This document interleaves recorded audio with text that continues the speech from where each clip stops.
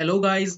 आज हम बात करेंगे क्रूड ऑयल मिनी में हमारा आज का जो प्लान ऑफ एक्शन है वो क्या रहना चाहिए। लेकिन इससे पहले अगर आपको मेरी क्रूड ऑयल मिनी की ये सीरीज बहुत अच्छी लग रही है तो प्लीज़ लाइक किया करो, कमेंट किया करो, ताकि मुझे पता चले कि आप और ज़्यादा वीडियो कंटिन्यूएशन में चाहते हो। और फिर मैं यानी मुझे भी मोटिवेशन मिलेगा और मैं आगे वीडियो बनाता रहूँगा। तो चलिए ज़्यादा देरी ना करते हुए पहले बात करते हैं कि हमने कल क्या प्लान ऑफ एक्शन बनाया था और क्या प्राइस ने उसको फॉलो किया या नहीं किया। तो पहले बात करते हैं कि कल का प्लान ऑफ एक्शन हमारा क्या था और वो क्यों था ऐसा।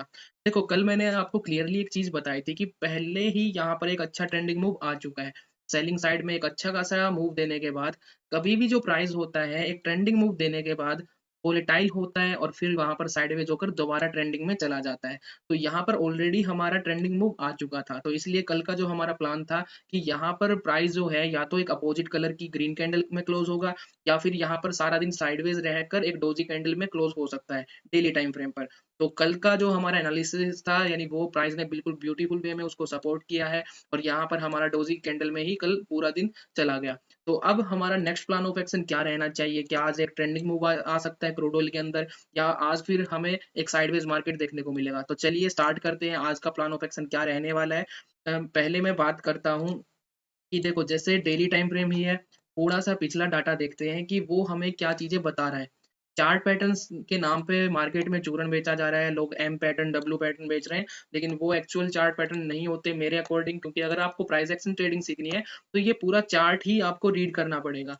कहाँ कैसी सेलिंग आ रही है, अगर आप यहाँ पर एक अच्छी सेलिंग आई है, तो यहाँ पर भी एक अच्छी सेलिंग आई थी। उसके बाद यहाँ पर एक डोजी कैंडल में क्लोज़ हुआ है, एक अच्छे ट्रेंड के बाद, तो यहाँ पर भी एक अपना डोजी कैंडल में क्लोज़ हुआ है प्राइस। उसके बाद क्या हुआ है, कंटिन्यूएशन में नहीं गया, दोबारा ऊपर नहीं गया, यानी ऊपर नहीं गया, इसने क्या किया, यहीं पर वोलेटाइल मूव देता रहा, 3 दिन यहीं पर पॉज़ ले लिया। उसके बाद अगर हम यहाँ पर देखें, एक अच्छे खासे ट्रेंडिंग मूव के बाद इसने यहाँ पर एक डोजी कैंडल बनाई है, जो कि अपना इस कैंडल के इनसाइड में बनी हुई है। इसके बाद इसका लो टूटता है और यहाँ पर कंटिन्यूएशन में चला जाता है। तो दोनों ही वे में हमें यहाँ पर क्या पता चल रहा है, कंटिन्यूअस ट्रेंडिंग मूव नहीं आ सकता। या तो प्राइस एक यानी ट्रेंडिंग मूव देने के बाद यहाँ पर वोलेटाइल हो जाएगा, या फिर अगले दिन इसका जो लो होता है उसको तोड़ेगा और कंटिन्यूएशन में भी जा सकता है। लेकिन हर बार ऐसा पॉसिबल नहीं होता। क्यों? क्योंकि यहाँ आपको दिख रहा है एक अच्छे ट्रेंडिंग मूव के बाद 2 दिन यहीं पर फँसा रहा। इसका क्या मतलब हुआ? यानी साइडवेज है 2 दिन से। फिर से यहाँ पर क्या हो रहा है, एक अच्छे ट्रेंडिंग मूव के बाद 2 दिन से फँसा पड़ा है। हमें बार-बार क्या दिखाई दे रहा है कि जब भी एक ट्रेंडिंग मूव आता है तो फिर उसके बाद थोड़ा साइडवेज चला जाता है या फिर वोलेटाइल मूव आता है। एक अच्छा ट्रेंडिंग मूव आया, अब यहाँ देखो ऊपर नीचे होके पूरा वोलेटाइल हुआ है, यहाँ पर इसने साइडवेज मूव दिया, उसके बाद ट्रेंड को चेंज कर दिया। तो अब हमारा आज का प्लान ऑफ एक्शन क्या रहना चाहिए अगर हम इसको फॉलो करते हैं, इसके अकॉर्डिंग यहाँ पर हमें क्या समझ में आता है। लेकिन उससे पहले हम थोड़ा-सा पहले यहाँ पर लेवल की बात करेंगे। जैसे यहाँ एक स्विंग बना हुआ है, यहाँ एक स्विंग बना हुआ है, ये एक अच्छा खासा सपोर्ट था। इसको इसने ब्रेक किया, ब्रेक करने के बाद यहाँ पर रीटेस्ट किया, रीटेस्ट करने के बाद यहाँ पर थोड़ा साइडवेज गया, साइडवेज होने के बाद फिर नीचे अपना तोड़ता है, पिछला लो नहीं तोड़ पाता, उसके ऊपर एक नया लो बनाता है और यहाँ से 2 अपना वोलेटाइल कैंडल, उसके बाद एक अच्छा शार्प मूव देता है अपसाइड में। अपसाइड में मूव देने के बाद यहाँ से ब्रेकआउट हुआ था, उसी को फिर ये रीटेस्ट करता है। रीटेस्ट करने के बाद दोबारा ऊपर जाता है, लेकिन पिछले हाई को नहीं तोड़ पाता और नया हाई बनाता है, जो हमारा लोअर हाई हुआ। लोअर हाई बनने के बाद प्राइस ने इसको तोड़ा, हमारा इस लो के नीचे गया, यहाँ पर एक उल्टा एंड चालू हो चुका है। यहाँ पर उल्टा एंड चालू होने के बाद प्राइस ने एक पोज़ लिया है। अब डिपेंड ये करता है कि क्या यहाँ पर आज फिर से साइडवेज़ रहेगा? क्या यहाँ पर कंटिन्यूएशन में जा सकता है? और क्या यहाँ पर हम अब ऊपर की साइड यानी अपसाइड में प्लानिंग कर सकते हैं? तो चलिए पहले चलते हैं थोड़ा 4 आवर टाइम फ्रेम पर। 4 आवर टाइम फ्रेम आ चुका है।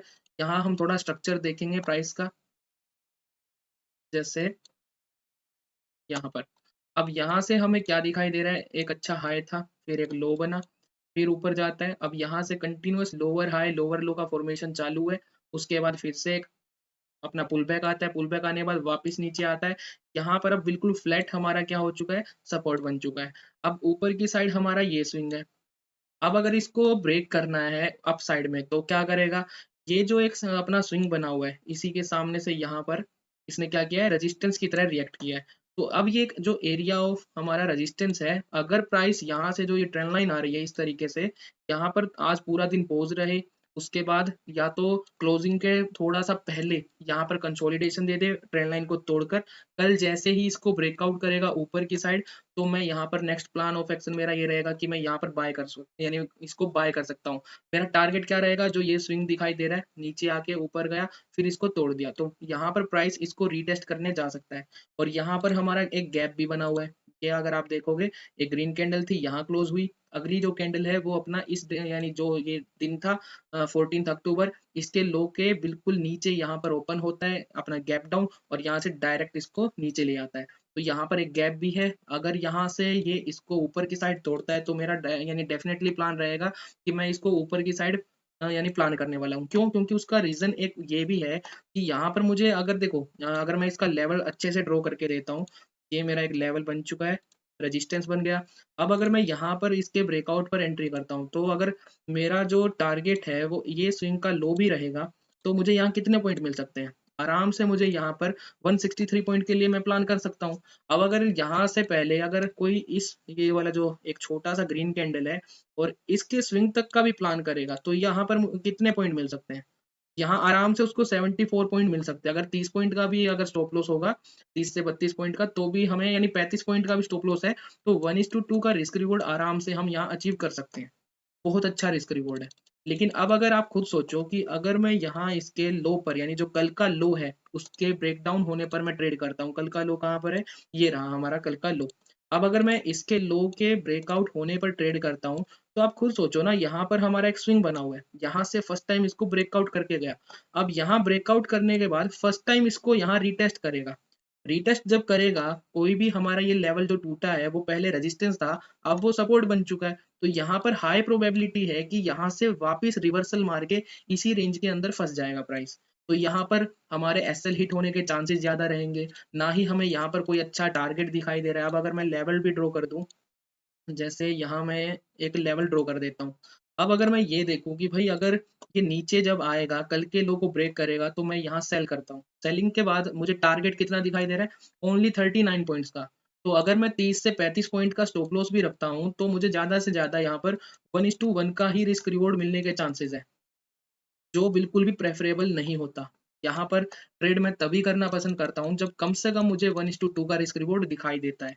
अगर 1:2 का रिस्क रिवॉर्ड दिखाई दे रहा है तो मैं वहाँ पर ट्रेड करना पसंद करता हूँ, वरना फिर मैं उसको इग्नोर करता हूँ, क्योंकि फिर बिना बात का जो एक रिस्की ट्रेड होता है उसमें एंट्री करने का कोई फायदा है नहीं। अपना आज पैसा बचा लो, मार्केट कहीं नहीं जाने वाला, जीवन भर यहीं पे रहेगा। कल अच्छी अपॉर्चुनिटी मिल जाएगी, कल क्या पता एक अच्छा ट्रेंडिंग मूव मिल जाए, इसकी तरह हम पूरा का पूरा ट्रेंडिंग मूव भी कैप्चर कर सकते हैं। जो आज की भरपाई है वो कल हो सकती है, तो इसके लिए बिना बात का स्टॉप लॉस हिट करना मैं यानी प्रेफर नहीं करता, मैं प्लान ऑफ एक्शन को फॉलो करता हूँ। तो आज का सिंपल सा एनालिसिस है 4 आवर टाइम फ्रेम पर, यहाँ पर डेफिनेटली यहाँ एक रेंज में फंसा पड़ा है, एक अच्छे ट्रेंडिंग मूव के बाद वोलेटाइल हो गया है, अब यहाँ साइडवेज भी हो सकता है।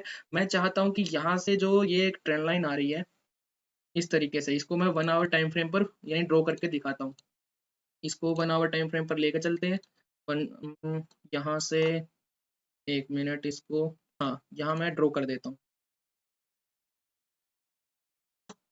इसको थोड़ा सा इस ग्रीन कैंडल के हाई पे लेके आता हूँ, ताकि मेरे यहाँ ये जो दो टचेज है, एक ये और एक ये, यहाँ पर मेरे 3 टचेज ऑलरेडी हो चुके हैं, यानी एक पहला टच यहाँ है, सेकंड टच, थर्ड टच। मैंने हमेशा बताया है आपको, जो हमारी पिछली वीडियोस थी उनमें भी बताया, कोई भी लेवल अगर 3 बार टेस्ट हो चुका है तब जाके वो कमजोर होता है। ये नहीं है कि थर्ड टाइम में जब जा रहा है तभी ब्रेकआउट दे देगा, नहीं, वो 3 बार टेस्ट होना चाहिए। फोर्थ टाइम में टूटने के चांसेस अच्छे होते हैं उसके, क्योंकि उस टाइम फिर जो बायर और सेलर होते हैं, अगर यहाँ पर रेजिस्टेंस है तो सेलर यहाँ पर ज्यादा कॉन्फिडेंस फील नहीं करेंगे। आज यहाँ अब क्या हो सकता है, मे बी ये थोड़ा सा साइडवेज रहे, उसके बाद इसको थोड़ा तोड़े, तोड़ने के बाद जो ये रेजिस्टेंस है यहाँ पर एक बार, दो बार और तीसरी बार यहाँ टेस्ट होगा, तो यहाँ पर जाने के बाद थोड़ा सा वापस पुल बैक देके यहाँ पर साइडवेज रह सकता है।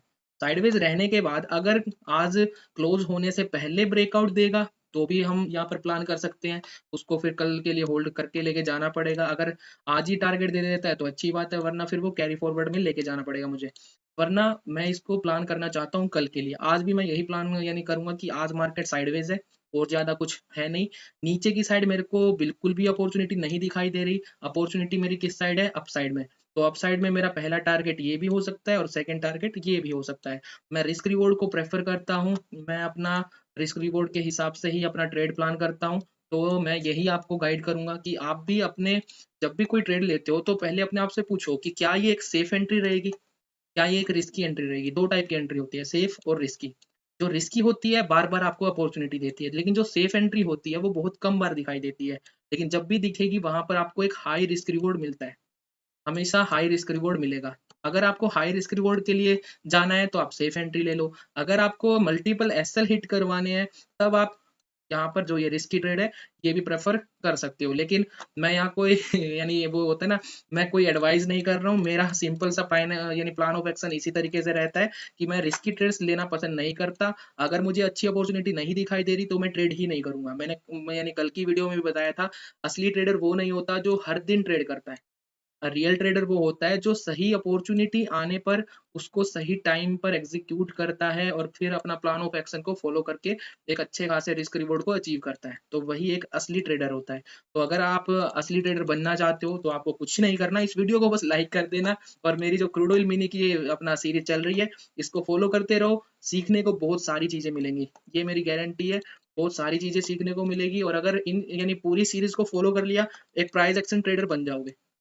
यानी इस चीज़ की मैं गारंटी दे सकता हूँ, प्राइस एक्शन ट्रेडर बन जाओगे। प्रॉफिटेबल होना ना होना वो आपके स्किल के ऊपर है, आपके मनी मैनेजमेंट, रिस्क मैनेजमेंट के ऊपर, क्वांटिटी मैनेजमेंट के ऊपर है, लेकिन पोजीशन साइजिंग के ऊपर है। तो वो तो आपके ट्रेडिंग प्लान, ट्रेडिंग रूल्स, ये बहुत सारी चीज़ें होती है। इनके ऊपर भी यानी इन फ्यूचर कुछ प्लान करूँगा, लेकिन अभी मेरा मेन फोकस यहीं पर है कि क्रूड ऑयल में मैं कितना आपको बता सकता हूँ, मेरा पॉइंट ऑफ व्यू क्या रहता है, मेरा प्लान ऑफ एक्शन क्या रहेगा आज के लिए और नेक्स्ट पूरे वीक के लिए या फिर पूरे मंथ के लिए। इस यानी यानी जो ये करंट मंथ चल रहा है, मैं अच्छा खासा प्लस में चल रहा हूँ, मेरे लिए बहुत अच्छा है। अभी भी आधा महीना पड़ा है, देखते हैं कितना इसमें और ज़्यादा यानी अपॉर्चुनिटी मिलती है या नहीं मिलती। लेकिन अब मैं जो मिला है प्रॉफिट को हजम करना भी ज़रूरी होता है। ये नहीं होता आज आपको एक अच्छा प्रॉफिट मिल गया, कल आपने पूरा का पूरा वाइप आउट कर दिया, तो फिर वो प्रॉफिट होने का फ़ायदा क्या हुआ?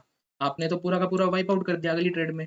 तो जो भी प्रॉफिट होता है उसको हजम करना सीखो और बिना बात की रिस्की ट्रेड ना लेके पूरा एक प्लान ऑफ एक्शन बनाओ। यहाँ मेरा एक ये सेटअप बना हुआ है, इस सेटअप के अकॉर्डिंग अगर जाएगा तो मैं डेफिनेटली एंट्री लेने वाला हूँ। अगर इसके अकॉर्डिंग नहीं जा रहा और फिर भी अगर अपोजिट डायरेक्शन में कोई ट्रेंडिंग मूव आता है तो मैं वहां ट्रेड ना लेके उसको एनालाइज करूंगा कि हाँ अब मैं यहाँ किस तरीके से आगे इन फ्यूचर इसको कंसिडर कर सकता हूँ मेरे एनालिसिस के अंदर, मेरे प्लान ऑफ एक्शन के अंदर।